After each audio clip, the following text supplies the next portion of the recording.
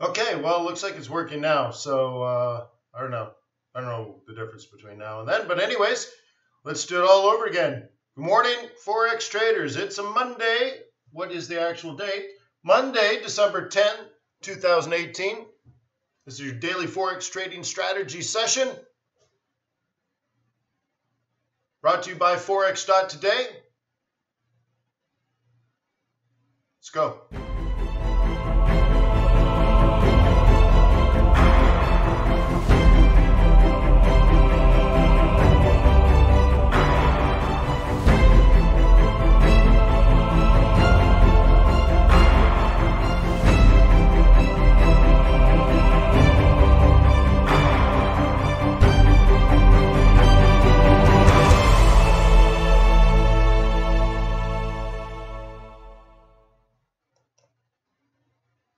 Let me remind you that trading is risky, not appropriate for everyone. Your past performance, good or bad, is not necessarily indicative of future results. Please stay small, stay humble, focus on the long term, and never risk money you cannot afford to lose. Hello, my name is Wayne McDonald. I am the Chief FX Market Strategist for TradersWay.com. Thank you very much for being a client. I am your host today at the Forex.Today trading session. Please visit TradersWay.com and open up a demo account today. Fixed spread, variable spread, ECN, whatever you need, we got you. Competitive spreads, fast execution speed, world-class customer service, and you and I working together every day. Seems like a winning combination. So please visit Traders Way today. Become part of our family, huh? Even a demo account takes 30 seconds. All right, so how you guys doing? Pound is gone. Goodbye, British pound. This is pound Kiwi down, pound Swissy down, pound Aussie down, Euro pound up, pound yen down, pound dollar down. Huh. The Queen's going to have to get a job, huh? Maybe sell a corgi or two.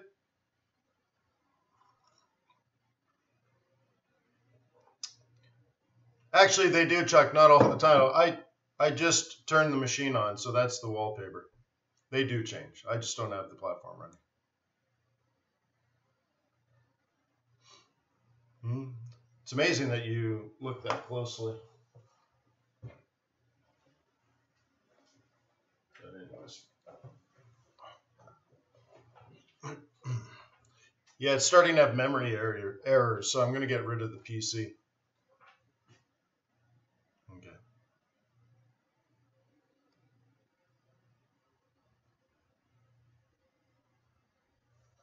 No, yeah, no. What's not true, Farrell? Oh, I'm joking, dude. Settle down. Whoa. No Queen jokes in the room. All right, I've learned my lesson. All right, so what are we going to do with this? First of all, these moves are not technical, so please don't put your Please don't put as much faith into your technicals as you normally would when it's based on fundamentals. Okay? So that's just sort of word of advice. So you still have to pay attention to the technicals, but don't confuse this with a technical move where someone sold it only because it was a technical level, let's say. This is just more Brexit stuff, right? But with that being said, it's pretty straightforward short if you're a bear, right? And if you're a bear, where do you sell?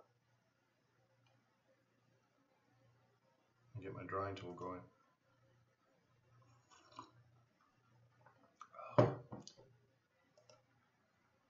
Bearish swing traders. This is the sell zone. Monday morning. Right? But if anyone, let's say, was not connected to the news and only connected to technicals, they might feel like this big move of theirs is their genius. And I'm just saying, well, there might be genius in the plan, but don't confuse that, right? Don't mix realities here. Just be careful. That's all. It moved, you were short, and the market is now extremely bearish. That's cool. Right on. Okay. Other things, though, like typically when you're trading a 4-hour and it's out of position like this, you're using the 4-hour 21, which we don't have, and all that kind of stuff. So I would still be cautious around this level because of this pivot and because of the pivot profit zone. Okay. But how about this? Maybe there's another way of looking at this, right? There's another way of looking at this. Does any of this say up?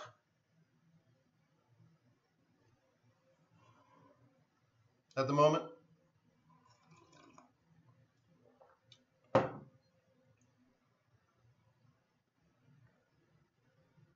of course, the answer to that is no. Okay, so you can simplify this as much as you possibly can and just say nothing says up, so remain bearish, right? And that's why I teach you to trade price action, right? This is price action. This is price action. This is price action, right? This is price action. This is price action, right? So just keep doing that until the market does reverse, right? It could be a while. And just for the sake of argument, a reversal would look like this.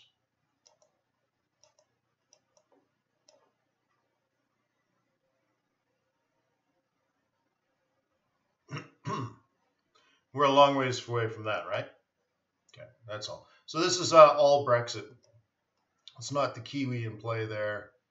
Swissy.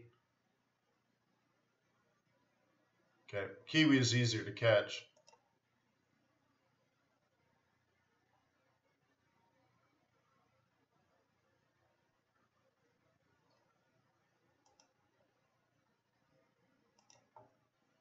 Pound Aussie. I don't think you're trading these, but one thing that you can look at is notice like the differences in the pullbacks where, what was it, Pound Kiwi, we had something like this, right?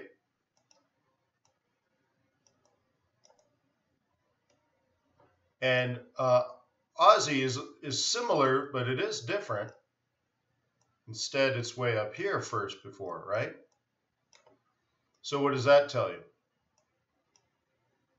That Kiwi is stronger than Aussie. But let's just say something does happen and make the pound strong. This one is in a better place, technically. But then, right? So anyways. So you could always keep that in mind as well. If something extraordinary happens, and again, it would be fundamental. Someone comes out and says something in regards to Brexit that makes the pound strong, Aussie would be a better one to go with, right? Aussie would be a much better one to go with than Kiwi, based on nothing but current relative strength. Is that right, Chuck? Well, for those that have given a thumbs up, I do appreciate that, and I thank you for that, and I appreciate the respect and loyalty you show me every day. I do read the comments, so if you do have questions or thoughts or feedback for me, feel free to leave it in the comments.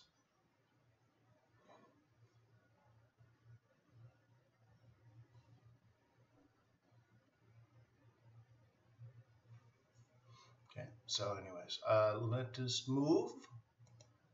So this is all pound. It's all going to be about the same, right? So remember, like, none of this new information shouldn't be putting you into a trade. Just clearing this up. So for those that are making money on this Brexit stuff and Theresa May halting votes and all this kind of stuff, it's not a catalyst for new trades. This should be something you've been doing for a very long time. And in this case, you simply got one. Okay. There's nothing on this chart that would help you predict that that was going to happen. And that's much more important to me than what actually happens. It's your ability to set up trades that's most important, right? So like if you're a bull on euro pound, this is your buy zone last week, right? This is your buy zone this week. Everything after that is, to me, irrelevant. You either bought it here on Sunday afternoon or Friday afternoon, right? Because you were doing your job. You see what I mean? This is certainly not an opportunity to get long. This is an opportunity for whoever bought 2 weeks ago or bought last night to take profit, because we use pivot points and this is a pivot profit zone. And notice it's exactly to the pip, right? That's nice, isn't it? What does that tell you? Are professional institutional traders with big money, are they watching that price? Do they have the same information as you? Are you guys using the same tools?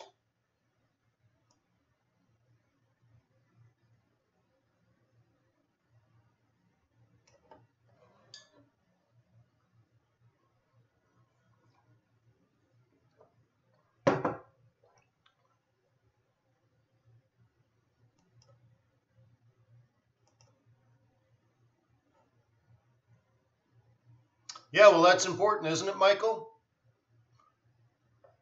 To be on the same page, to have the same information, and at the end of the day, make the same decisions. Okay. Yeah, I'm just going through pound today, Mikey. We'll head over there.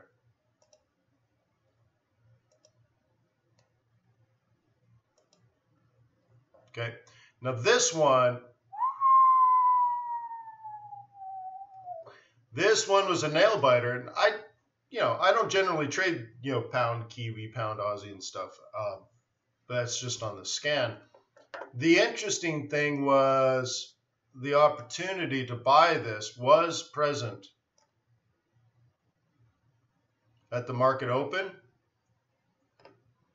You could have certainly talked yourself into it. But again, Brexit is a problem. Okay. And the other thing is, and we have to keep reminding ourselves, especially if you're a bull in a bearish market, you have to be extra vigilant in doing whatever you can to remind yourself that you're a bull in a bearish market, that you're not welcome here. Okay? You're a stranger in a strange land. Okay?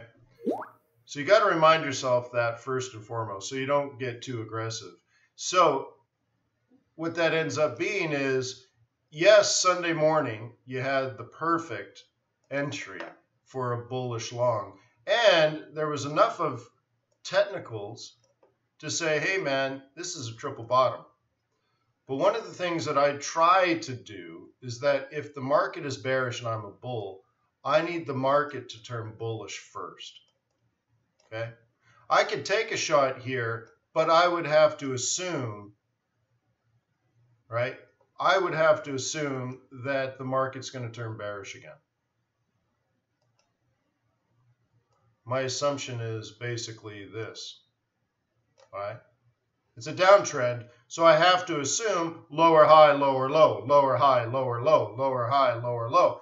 But as a bull, if I get a triple bottom, then a higher high, game on. Okay? You see what I mean? Now I want to buy out here.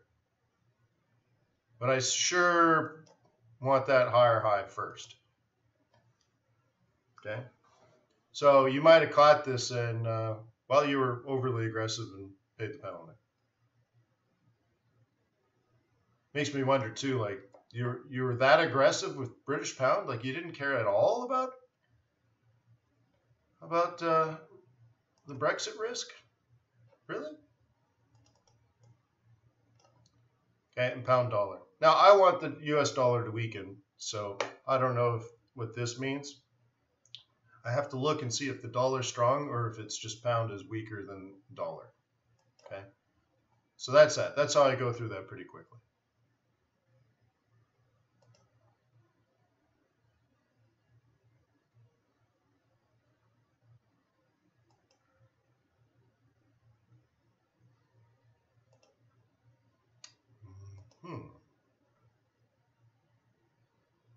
Or change your bias. Well, in particular, like Brexit is a hard one to think that someone is bullish, right? So the way I look at it is the British must hate the relationship or let's say the consequences of being a part of the Eurozone so much that they're willing to make this personal sacrifice. I just did that hoodoo like 1 minute ago. Okay? So I can't imagine everyone sitting around like, yeah, this is going to make economic sense for England or Britain. This is going to be really good for us financially. Like nobody, I mean, look, I don't live there. I don't listen to politics. I don't even listen to news. So, but I can't imagine everyone's like, yeah, this is really good. I think what they're saying is it's worth it. And if that's the case, who the heck is buying the British pound on the way down with all Brexit, right? So the market should be predominantly bearish. So you should ask yourself, why are you bullish in something that should be predominantly bearish? Hey, welcome to the family. Thank you for subscribing. All right, so anyways, let's go back to this. Okay, do we have a clear trend?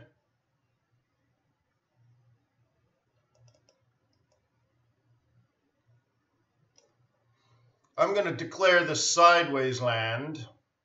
Welcome to sideways land.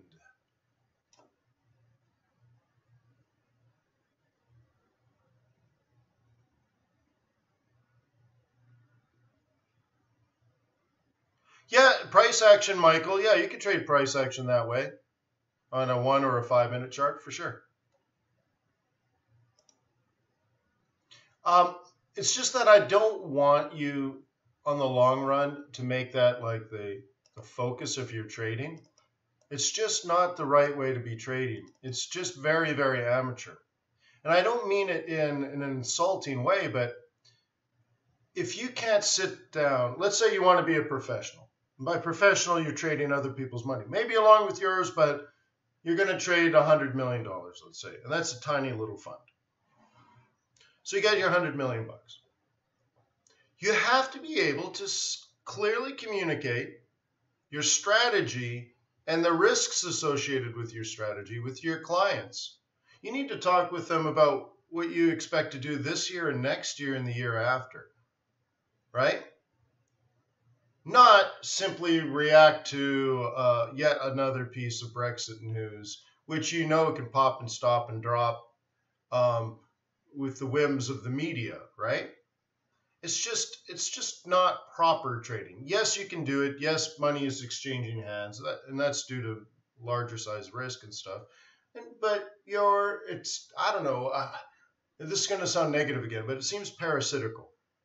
Like you're not part of the professional market making, economic and financial decisions.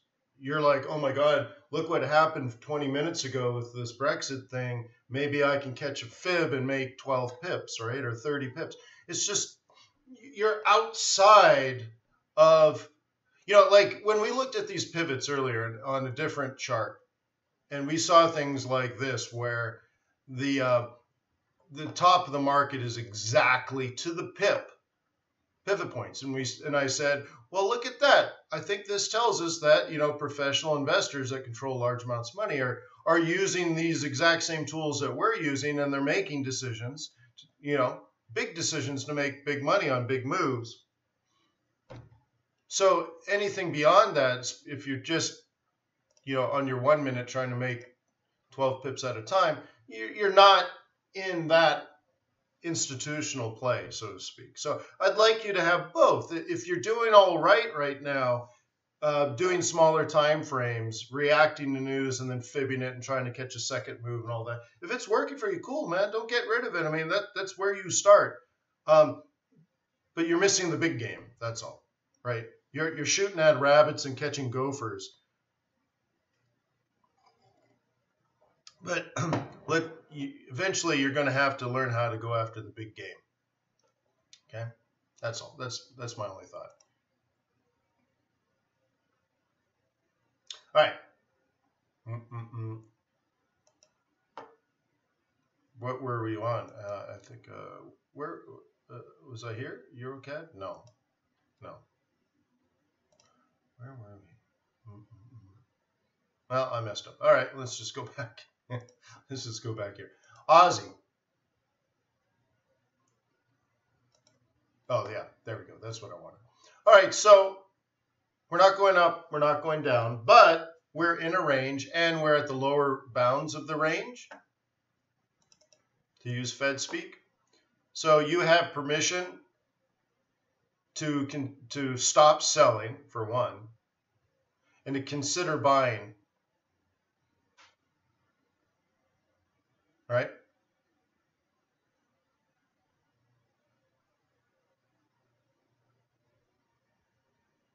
Steve, everybody knows that. It's not the big 5 banks. Okay? So let's go back to the reality. Like Steve says, is it true that 5 major banks control the markets and they know where all the dumb money is? Look, you know that information too. This, for example, I just happen to be on this, right? But look at these moves, guys. This is stuff I teach straight out of the swing trading course, right?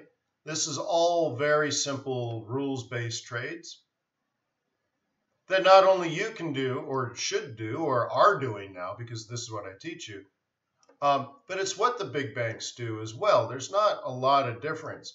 The dumb money is somewhere in the middle doing strange things like buying pound yen in a falling market. Okay? So are 5 major banks controlling the markets? The only banks controlling the market is the central bank. Okay? So, Steve, you've been around a while. I would just disregard the language and the concept completely. There's no way that that's helpful for you. Now, it might make a great YouTube video, but it's clickbait. Don't think that way. No, it's not true. Okay? And that's one of the nice things about Forex is that it's so transparent and such a level playing field that you can compete just like one of those banks. The only difference is you don't have the bank money, right?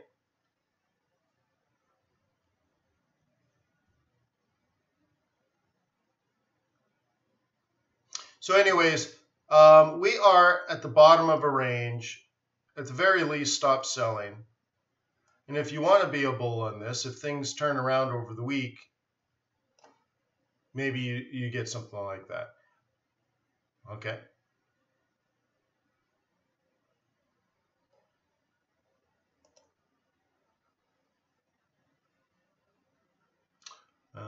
Kiwi cat, huh? All right.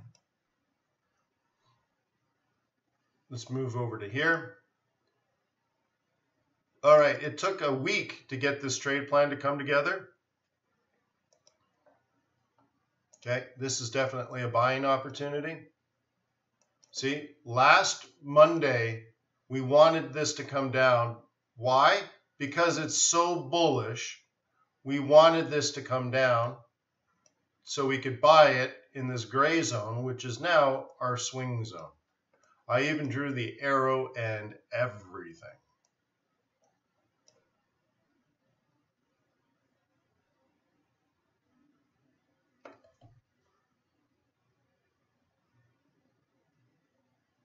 Yeah, well, John, that's what I was saying. The only five banks that can control the market would be central banks.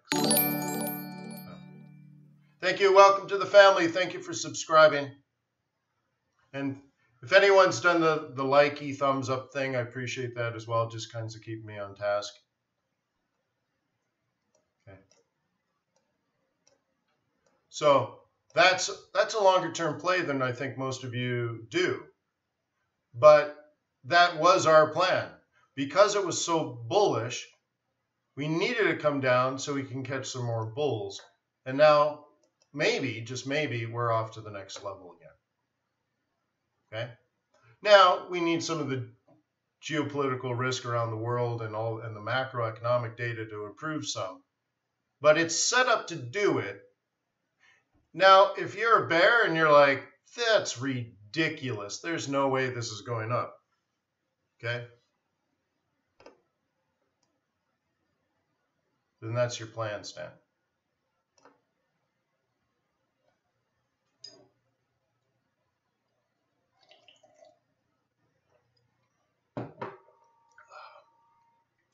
Yeah, sorry, I don't read Cyrillic, so I don't know what your name is, but we'll call you Mikhailovich.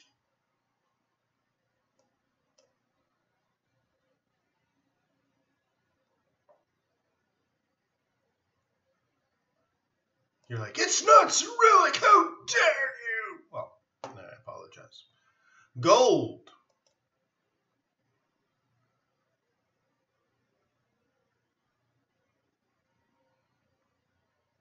Well, yeah, we'll get to that for sure. And there's some big discussions on that. But anyways, let's just keep going with our more current trades. Okay.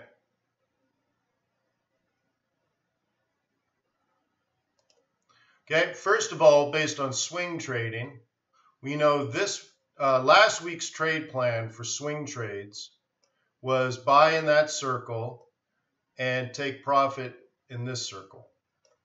Now, that was also the 30th of November. So based on this entry, the target, the top of December for gold, is supposed to be 1,260. So the monthly trade plan is here. And you notice how we're riding the 21 on the 4 hour? That's how you do it, son. And the target's here. Now, if you are ultra conservative,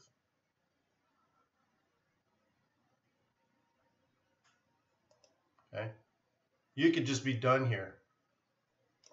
Just be done, walk away, take the rest of the month off. Done. Good.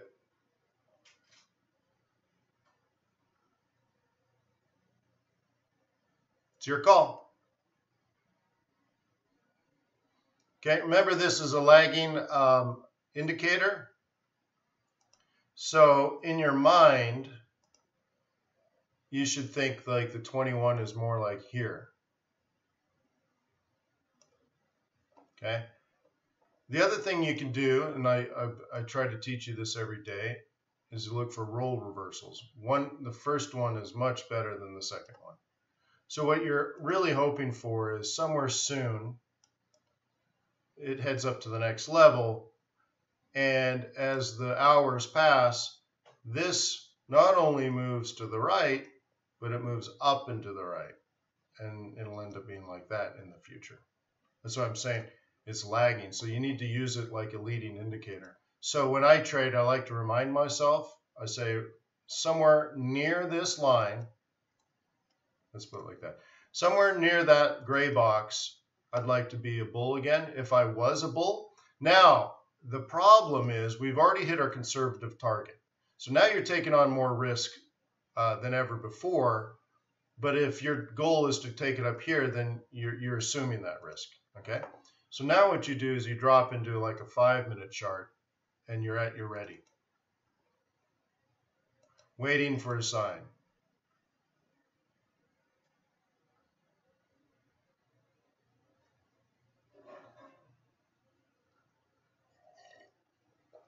Juan, go to the FX Bootcamp YouTube channel. It's just youtube.com/FX Bootcamp.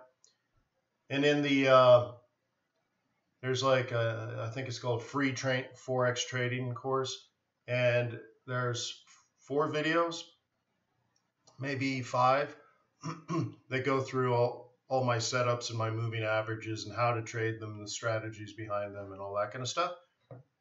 So feel free, you know, I guess I can put it in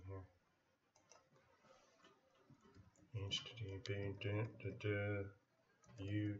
I guess let's do www.youtube.com/c/FX Bootcamp. I think this is it. I think that's it. I haven't done that in forever.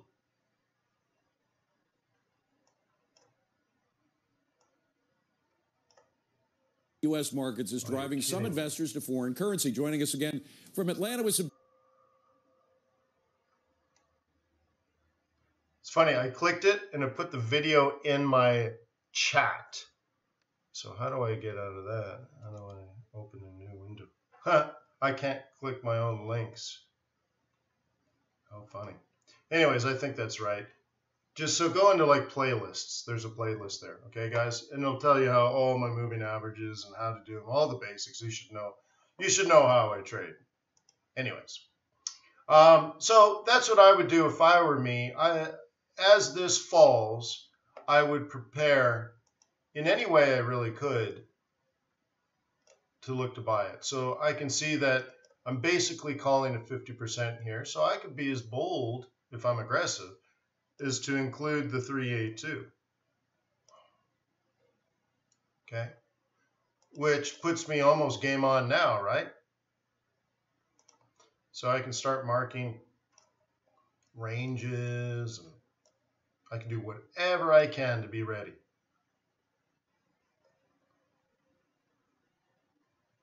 Okay, does that make sense? And I'm just waiting. I already know what I want to do. I'm just waiting. I'm just waiting. I'm just waiting. And this is go time in the gray. Faux show.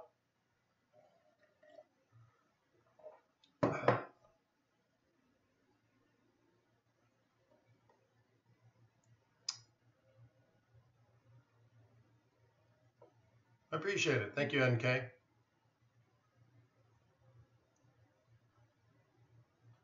La la la la la la la. So that's just drilling down, okay? Remember the cautionary tale is we hit the M4, but ultimately based on the setup of this month, we may probably go to R2 instead. Okay. Same thing with this one. This is a higher high based on range. Okay. So now therefore you look for the previous lows, connect them up. This is your new buy zone. Okay. And what you should be looking for technically is the retracement back into the roll reversal, long and gone. Okay. The other choice you have, of course, is if you were bull all along and you were buying down here, which you may or may not have done, because you would have really preferred to have kept it above this level, and it didn't quite do that. So whatever. But if you bought down here, you sure had permission to take profit up here. That's the conservative target. Okay. And notice that the month of December started at M2. So based on the M2 entry, your M4 is the projected target. So you fulfilled the mission. Okay. A re-entry here might be an unreasonable amount of risk.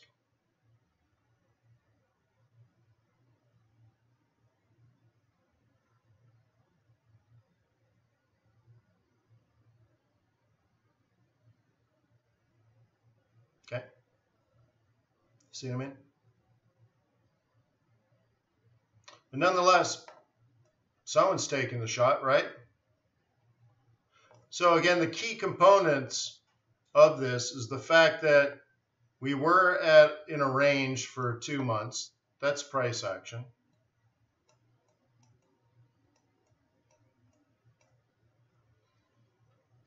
And the entry here and the exit here are pivot points. And I don't think you really need anything else. You can kill these moving averages if you want. Is it a 21 EMA or a 21 SMA? Yes. Oh, hey, by the way, do you remember I told you guys I came up with a new risk model to calculate the spending of endowments for museums and universities and symphonies? And I was going to write a paper for the class on my new risk model. My professor says it's brilliant, and he wants to ask the university for funding to do research and maybe write a peer-reviewed academic research paper with me. Nice. But who has time? But I'll see if I can get that in there. Yeah, isn't that cool? So he ran the largest museum endowment in the world. So to be an adjunct Harvard professor and a manager of the largest museum endowment in the world, and then writing it with me, we can really open up some doors. I can really get into the financials of some very, very, very, very, very big, powerful nonprofit institutions around the world and do research on them and then help them manage their money better. Isn't that cool? So he used to manage, I can't remember what it was, $16 billion or something for the museum. No, I don't have it in front of me. But anyways, I'm looking forward to that. Yeah, Jeff, I like the 20-ish EMA-ish.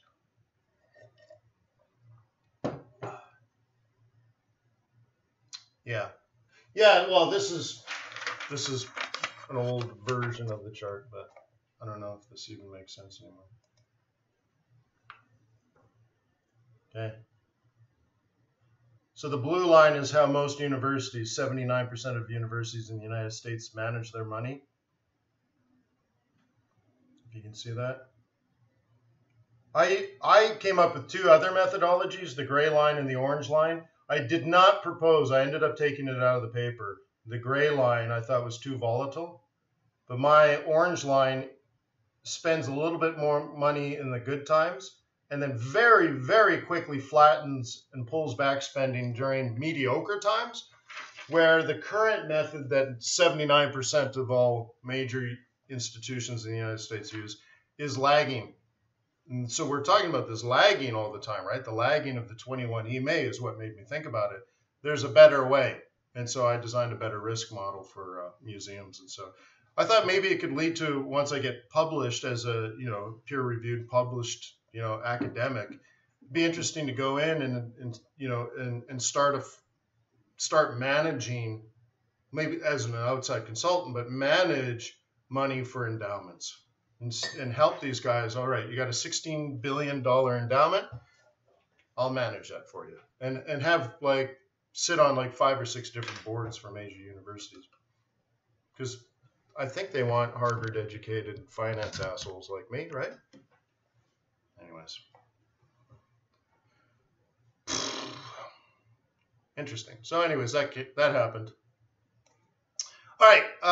So anyways, these pivots and price action, it's working. You can see that you can tiptoe around the landmines of Brexit in particular. There's stuff going on that you could make money at, let's say. But let's zip over here.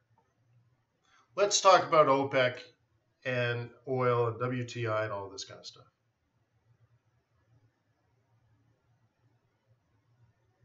Well, Emilio, First of all, like the current model, this blue line,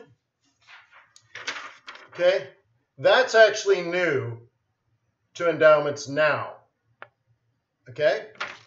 That blue line is what 79% of endowments in the United States are using now to base their spending policy, but now meaning since 2008. And before 2008, they used various models that essentially the financial crisis freaked everybody out because that had never happened to anybody before. They were just used to making, like there was a 20-year period where these guys just made money like crazy, right? And so hedge funds started managing everyone's money and pushing, and these guys are just making money hand over fist. Even like Harvard, for example, lost $20 billion. You're like 20 billion loss. You're like, somebody should do something about this, right?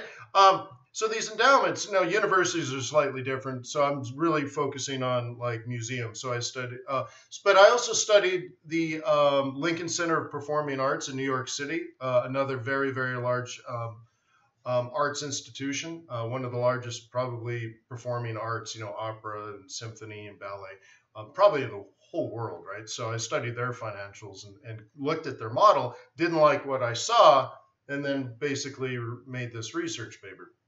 So it's more, but it's more particularly on museums is what I and artistic museums, and universities use a slightly different model, but it is very similar, okay? But their methodology, their current methodology is better than what they used to have because what they used to have wasn't that great, okay? So what they have, they think is better because it smooths things out. And really what it does is it ends up making them underspend and then later on overspend. And I don't mind you underspending, right? If you underspend, that means whatever you're not spending just goes back into the endowment, and the endowment makes more money. And if you're underspending, it's because the markets are so good, you could afford to spend a little bit more, but their system now lags so much that they underspend when things are good. But I don't mind because then it compounds the returns even more. But then what happens is they overspend when the market is turning around, and their endowment might actually be losing money, but they're still basing their budgets based on what happened 2 years ago. And I'm like, no. That's not how you do it, son. So anyways, I have a new, better math. So I created the model, and it looks like Harvard wants to fund it and turn it into real research. I'm going to win the Nobel Prize! It's going to be awesome! Yeah, but getting ahead of myself. EMA's lag, by the way. So what do we want to do here? Let's talk oil. We have everything we want here. We have every piece of the puzzle except time. Okay? Yeah, thank you, Emilio. This is what I do in my spare time. Anyways, we have what we wanted. We waited a whole week back in here. Let me get my drawing tool. We waited a whole week in here. A whole week we waited. We calculated the high, the low, anticipated the close, and came up with the idea that around this price, we would have a new December MM2, okay? And we were talking about this here, and then we sat on it for a whole week, the whole last week of November. And then sure enough, December opens up, and we get exactly what we hoped for. That's what we wanted. Now, based on that, we're supposed to go here. Now, we also then had to wait for OPEC meetings and all kinds of other things, right? Well, we needed an OK NFP. We had a whole bunch of Fed stuff mixed in there because we have a Fed meeting coming up, right? So we had all that concern. And then we had talk about the Russians working with the Saudis to kind of warm up the OPEC members with an idea of a cut. And then we had the meeting, I think it was in here somewhere, wasn't it? About Wednesday or Thursday. The rest of OPEC announced that they're going to cut production by 800,000 barrels.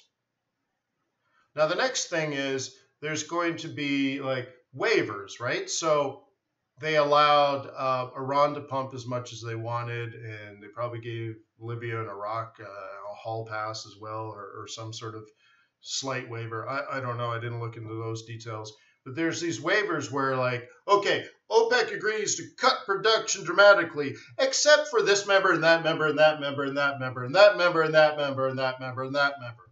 So then you're like, well, dude, you gave so many waivers. Like, there is no deal, right? You're like, Saudi Arabia gets a waiver. You're like, well, what do you mean they get a waiver, right? But how about, like, should Venezuela get a waiver? Should Iran get a waiver? The Libyans? Should these guys get waivers? You're like, well, maybe, yeah, okay, maybe, right?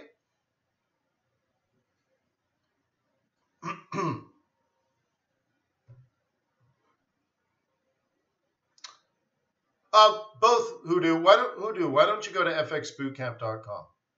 Just go there. If you want education, that's where you go. Thank you for subscribing. So anyway, so we got all that going on. So with that being said now, there's always doubt after an OPEC meeting that they're actually going to do what they say they're going to do. But even with the doubt, I would have hoped we were up here. Oops, I didn't want to do that. I wanted blue arrow. Come here, blue arrow. I was hoping we'd be sort of up here by now. So we didn't get the higher high, and that really bums me out. So it shows that there's a lot of disbelief and lots of open-end questions. So, will anybody cheat? Will the Russians cheat? So we'll put that down. Compliance, otherwise known as cheating. Who will cheat? Will there be cheating? And remember, if you've ever studied game theory, they're actually incentivized to cheat. Well, yeah, John, that's always the case. That's always the case.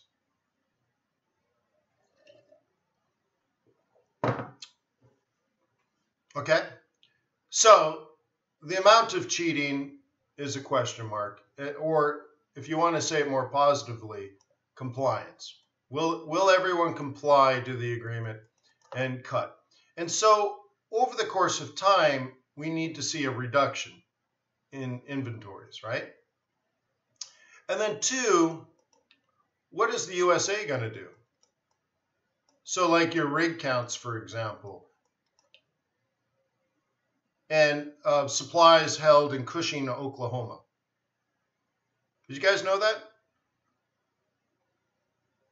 The oil is held in Cushing, Oklahoma. So those are kind of the things. So we're going to learn, not in December, but probably January. People are going to pay a lot of attention to oil inventories, okay? Now, the stuff in the USA, oil inventories that we track, is WTI. But OPEC doesn't pump WTI. So you're going to need to watch Brent. Okay? So you go to your energy complex and you watch Brent crude now. Aha! It looks same, doesn't it? Isn't that funny? It's the same chart. Just different prices. So this needs to move first, guys. This is what we are looking for.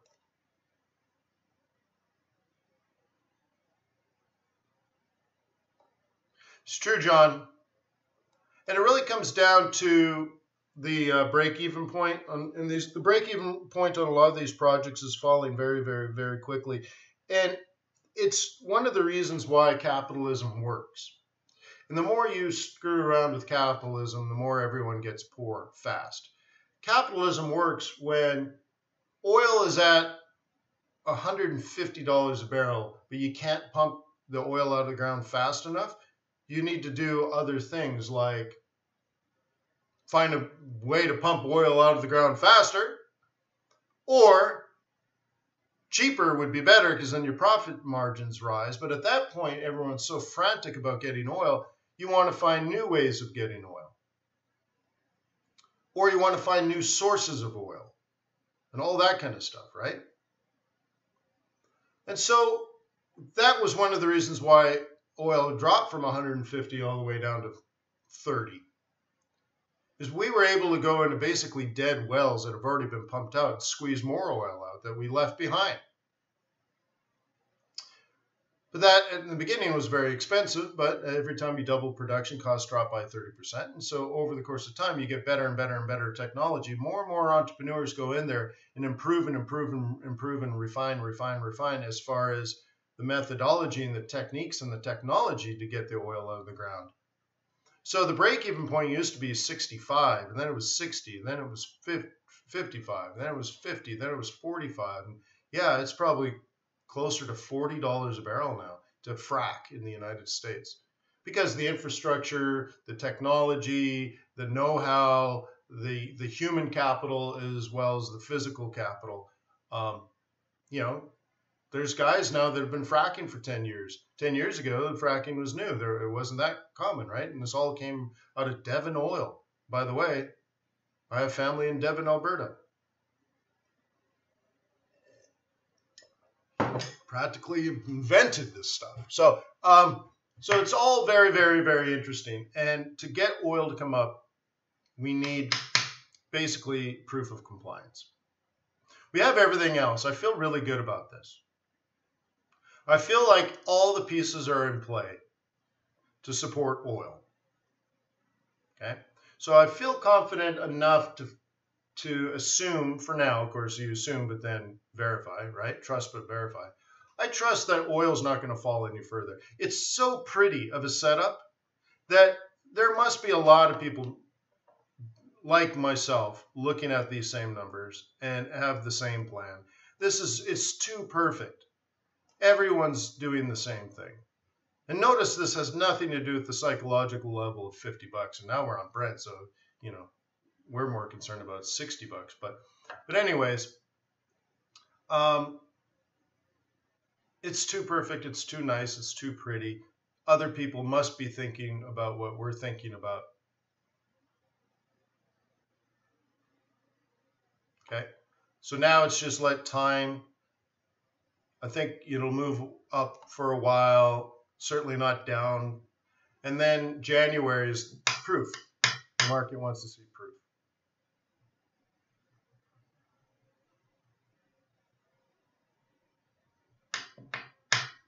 Well, John, I compare it more to like the cost of computers. Okay? Desktop computers. Right? Moore's law, essentially, right? So that you could buy a computer that's 5 times better than your computer last year, but you bought it for less money. It's just the technology actually gets better. The whole process of fracking gets better. The more people are doing it and all that kind of stuff. So cost per unit.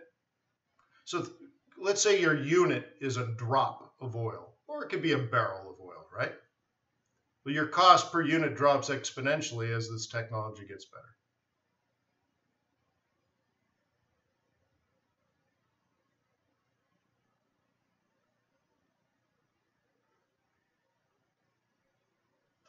Well, Cedric says maybe it'll triple bottom, get people out of the way. Well, it depends. Like, what do you mean, what people out of the way? What, bears? I don't think there's bears on here.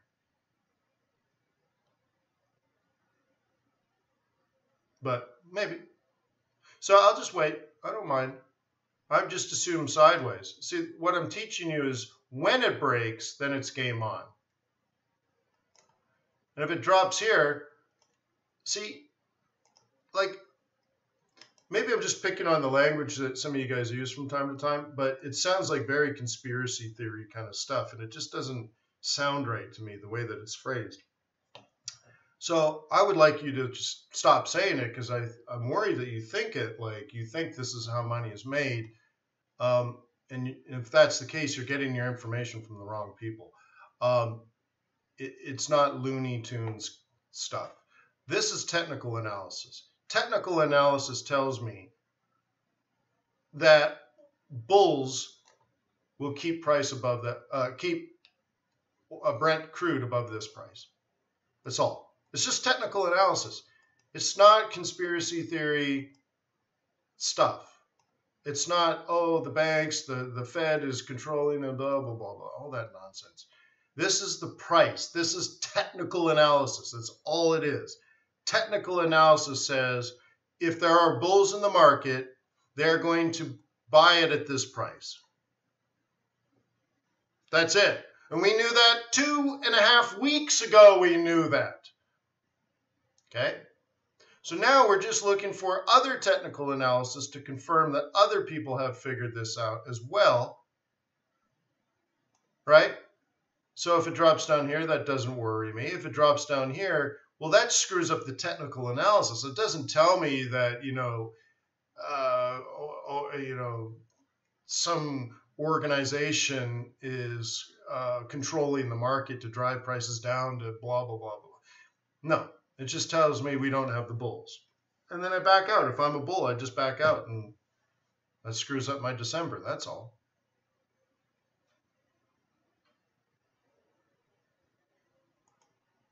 Okay. So I would love to see a move like this. At some point, a higher low, and then a higher high, then a higher low, then a higher high, then a higher low. It's just technical analysis. Okay, that's all. And this is all backed up here with pretty decent fundamentals. A signed agreement amongst 15 oil producing countries plus Russia. So 16 oil producers are going to cut production. That just tells me supply and demand. That tells me prices go up. That tells me a bunch of things. So now, those that buy oil as a business or hedge oil as a business now need to see evidence that the OPEC agreement was carried out. And if so, prices will rise. It's just get rid of all of the other noise that you're getting from other sources and just remind yourself this is logical, intelligent decision making by very highly educated, experienced people with billions of dollars of money in their hands. Okay? It's logical, guys. It's not conspiracy theory.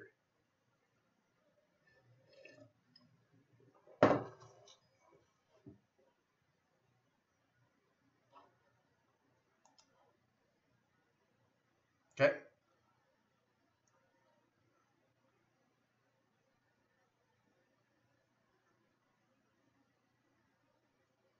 Yeah, so if they don't do the cuts, oil comes down, supply goes up. Right. It's just supply and demand is what I'm saying. You got it. Focus on the supply and demand. If they comply, supply will fall, demand will stay steady. So it's only supply side at this point, right? So anyways, think of it, try to be professional.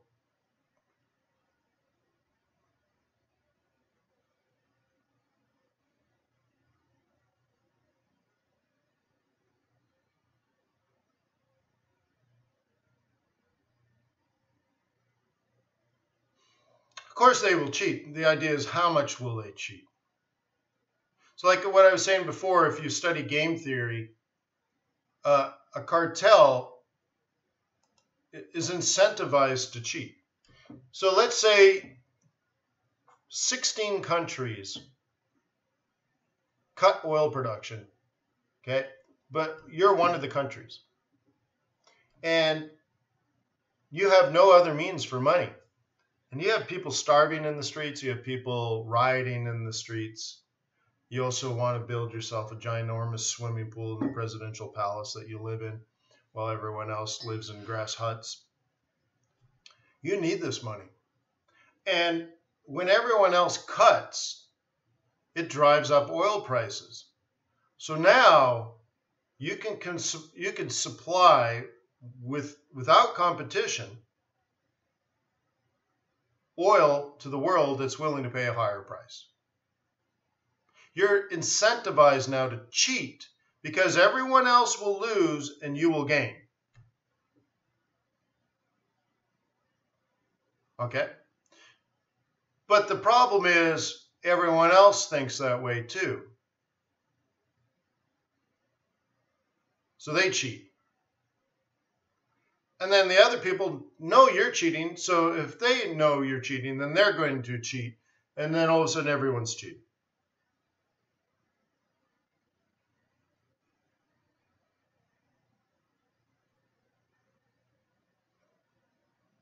Okay. So there's no cartel in the markets. That's why this is a nice market to be in, especially Forex, guys, especially Forex. It's too large for anyone to control. $5 trillion a day. Come on. Right? That's what I like about it. All right. I will open up the chat for requests if you'd like me to. I've covered a lot, and I've taken most of the requests I've seen, but let's do one or two more from the floor. Please remember to give a like. Please remember to subscribe. Please remember I do this webinar tomorrow and the next day and the next day and the next day. And also my charts templates and pivot points and indicators and profiles. They're all downloadable for free. The link is in the YouTube description below. Did we look at Euro yen? Well, let's go back and see.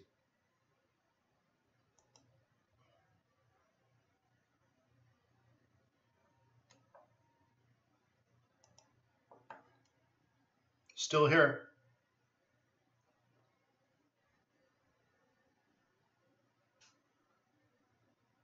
Okay. So not much to do on Euro yen. It's all about here.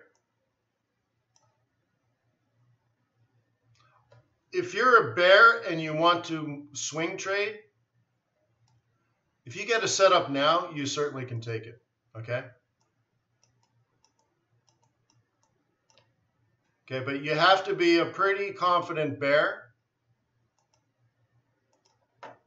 And it's this price here, the cluster of the weekly M3 and the monthly central pivot. Okay? So it's that cluster you're taking. It's a bit early, and you're doing this, you're doing basically, how about this? If you take the shot here, technically you can. Like if you look it up in the rule book, I say that that's your sell point, right? Thank you for subscribing, by the way. Tom? Thank you, Tom. Welcome to the family. So if you sell here, you're following the right rule book, but the problem is you're doing a trend strategy, right? This to this to this, but you're doing it in what seems to be currently a sideways market. So you might technically have a great trade, but the wrong market. Okay, you see what I mean? But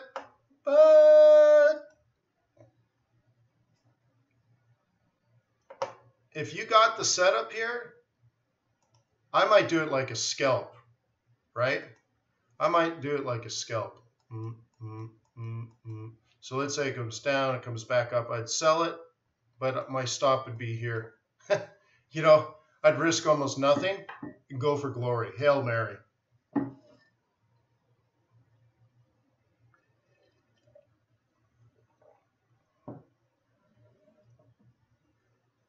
Michael, I treat the monthly first, then the weekly, then the daily.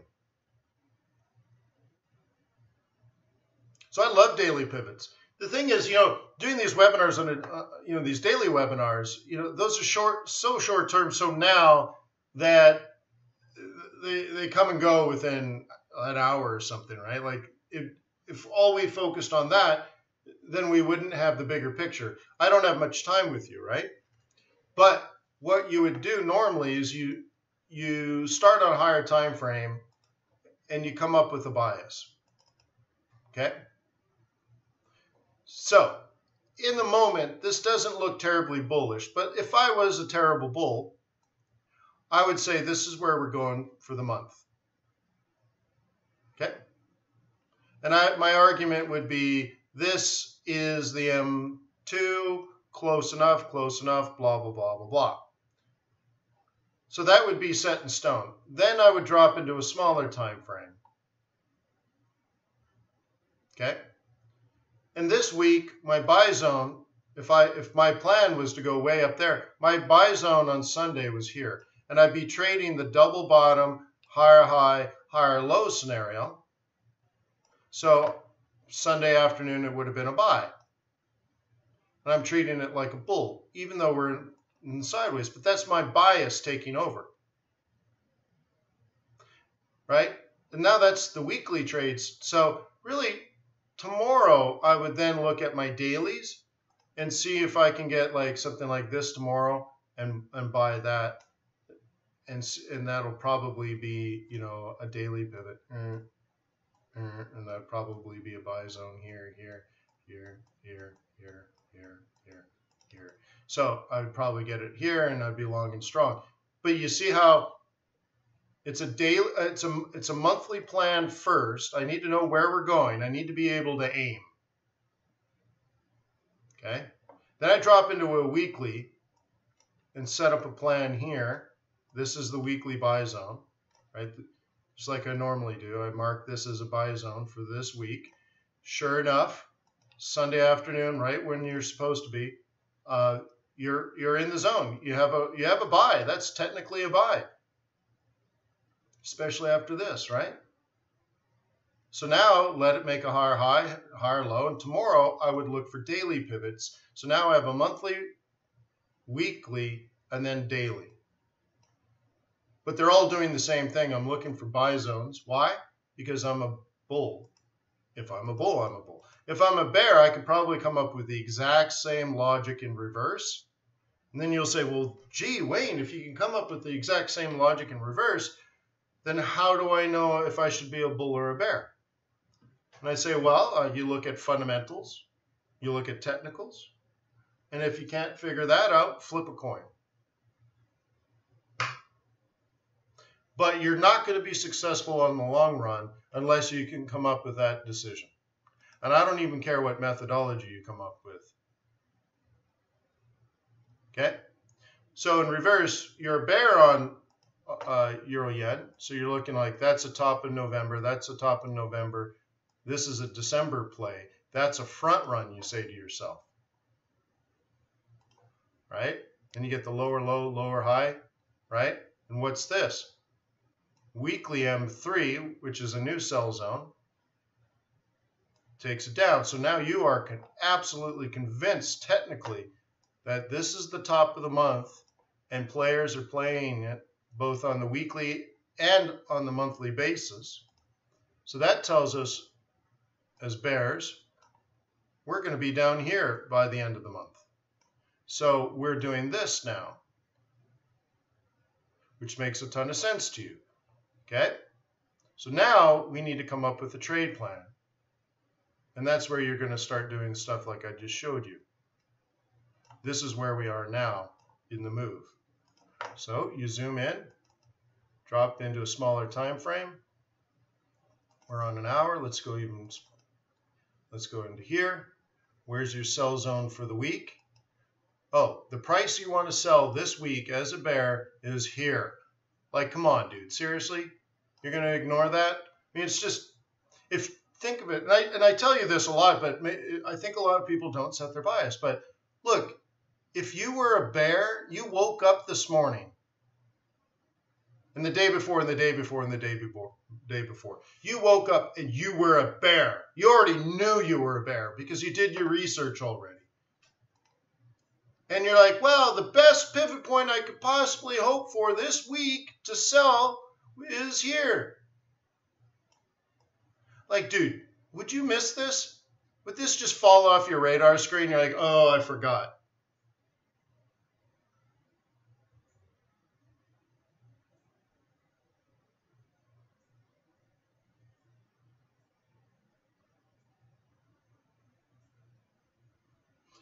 Rick, you can. Yeah, they're important technically, especially on smaller time frames, like a 15-minute chart and stuff. Yeah, but you'll see that that's part of the incorporation of pivot points, right? A high plus a low plus a close to weight it divided by 3. Okay, so you're already in a pivot period. So if you use daily pivots, it's already looking at these numbers. And from that you have your central pivot, and then you can do some basic calculations and figure out, you know, R1, R2, S1, S2. And then there's some other calculations that say, look at the distance between this and divide by 2 now, and then you get your M3, and then you get up here and you get your M4, and then you get down here and you get your M2, which is just 50% between the distance. So if CPP and S1 were 50 pips apart, then M2 would be 25 pips from both. It would be in the middle, so on and so forth. And now you have your pivots on whatever time frame you're measuring. So if you're worried about yesterday's high and yesterday's low, well, that's incorporated in your daily pivots. Anyways. Okay. And I used to use indicators. I probably even have them that would tell me yesterday's high and yesterday's low. But, you know, it's not. What you need is price action and pivot points. Everything else is not a necessity.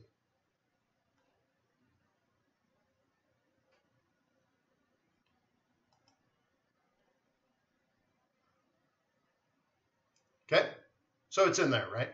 So anyways, guys, I don't think you're going to miss this. If you had a solid trade plan and a solid bias, if you were a solid bear on Euro Yen, you would not be missing this. You would have been waiting for this all day. I mean, you maybe even took it on Friday.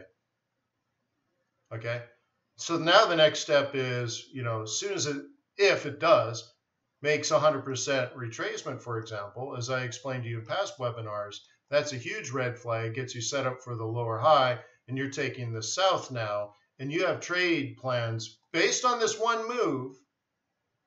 You will now have probably 5 or 6 trade plans following up for the rest of the month, maybe more.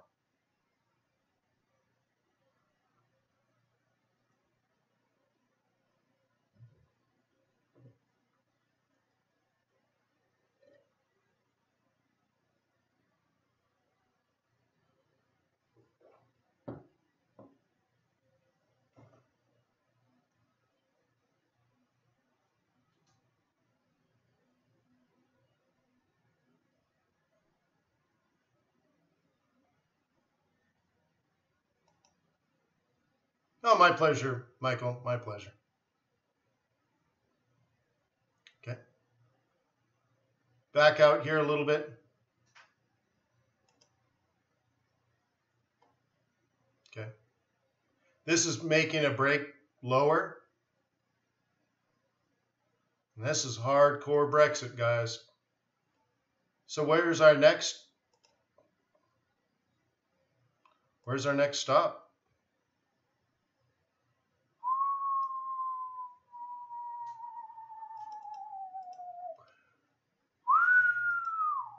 Looks like I'm going to go to London. Go to London this spring.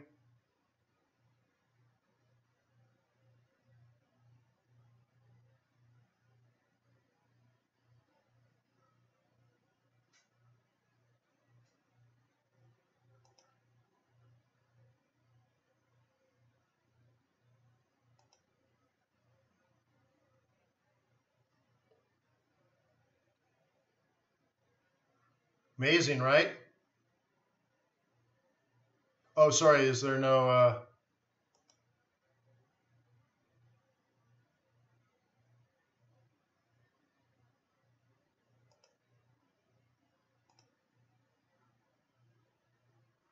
Yeah.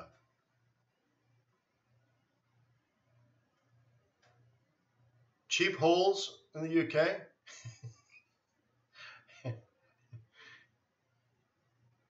I like that. The thing is, what was your typo? Was it hotels or... Anyway, it's funny. Pound dollar. I started with all the pound pairs, so I'm pretty sure I would have covered that in the beginning of the webinar. But yeah, yeah, I remember I told this story maybe 6 months ago, so I won't do it again. But I was going to go to London many years ago, probably 15 years ago, and I was going to do a European tour. And yeah, it was 14 years ago, I guess. And anyway, so I planned it all out. I was going to stay at Margaret Thatcher's old house right on the Thames and all that kind of stuff. And I'm like, you know what? With the conversion, this is very, very, very, very, very expensive. And then I started looking at really basic things like, okay, I'm going to take a limousine from the airport to this apartment in London, right? From the Heathrow to the airport, or from the Heathrow to the house. And I started calculating into US dollars back then, and I swear to you, I forget what it was, but it was like $350 each way.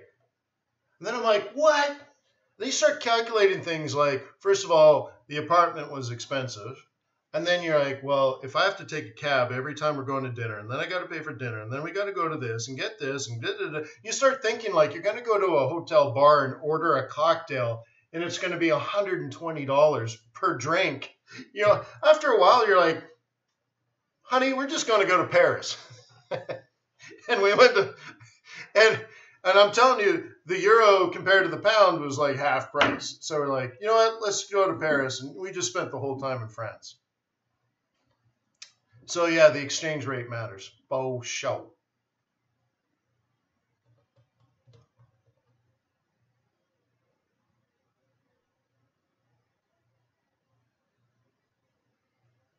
Is that right, JJ? JJ, you should consider going through performance coaching. So someone can go through what you're doing, go through your stats, go through your setups, go through, like literally go through your trading with you, looking at your results and your setups and everything that you're doing. I think it takes 6 days. And figure out where you're going wrong. Okay, because I mean, otherwise I don't know how I would be able to pinpoint how to help you even further. So I'm assuming like if you know technical analysis and you've learned price action from us and you've learned pivot points from us, if you're blowing up accounts, you're clearly not following the methods and the rules. So we need to figure out the gap there. Okay, JJ? And performance coaching is like $200. It's not a big money thing, but it takes 6 days to do.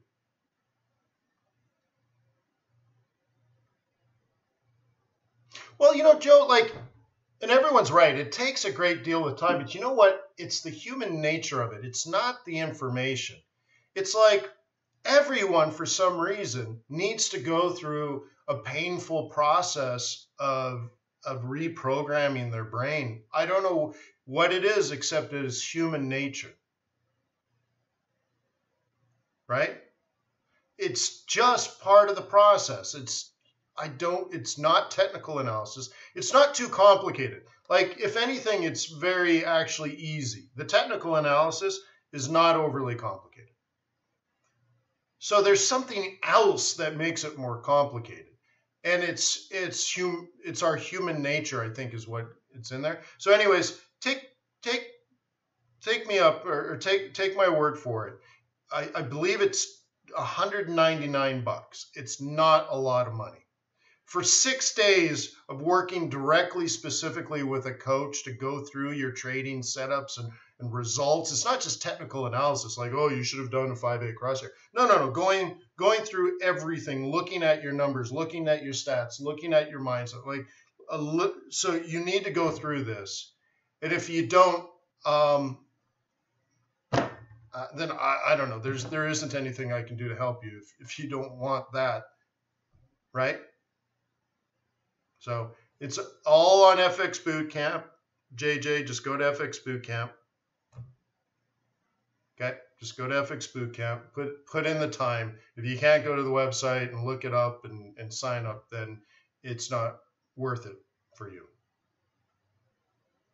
Okay. So anyways.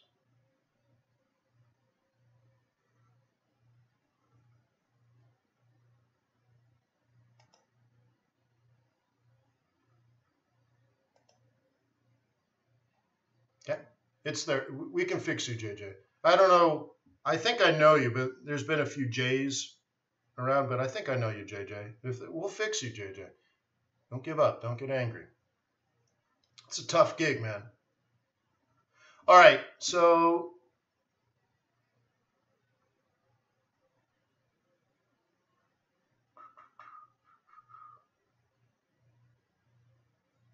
Kiwi CAD. Okay. All right. I have to create that one.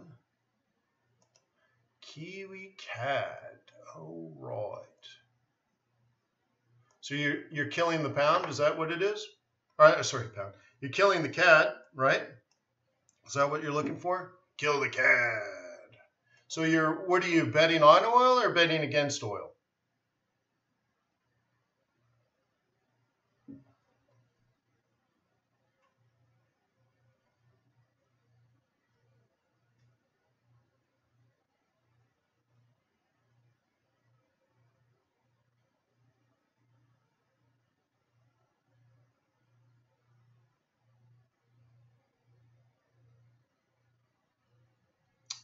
Okay.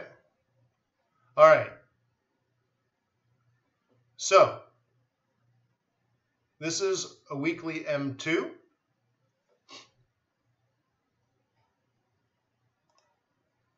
M2 is a buy pivot. Okay.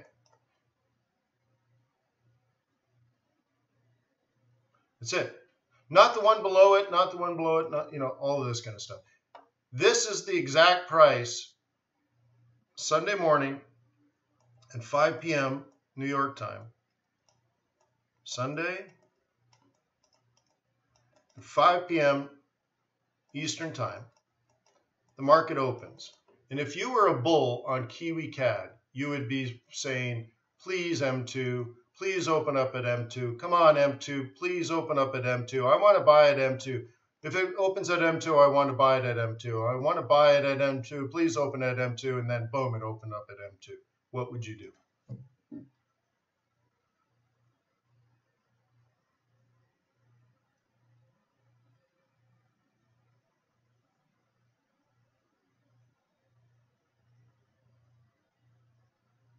Okay. So somebody bought it at M2. So this is where bulls buy. Okay. It's just definitional. It's not an opinion. It's not nothing. It's just, that's technical analysis, right? Yeah. Did you say M2?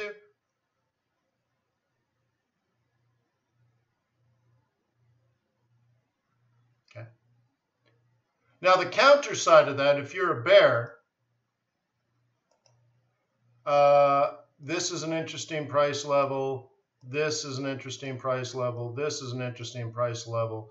And then you put all that together. This is the sell zone.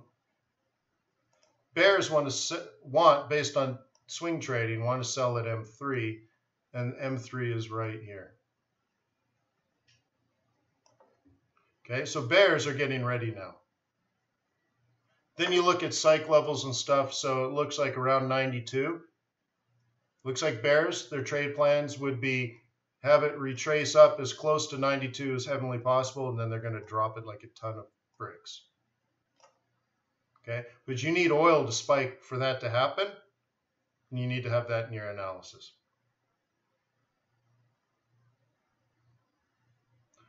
All right, thank you guys for being here every day. Thank you for showing your loyalty and respect to me. I really appreciate that. Thank you for being a client to Trader's Way. Thank you for being a subscriber at the Forex.Today YouTube channel. Thank you for the likes. Thank you for the comments. And just thank you. Thank you for your time. I appreciate you. I like you in my life. I will see you tomorrow.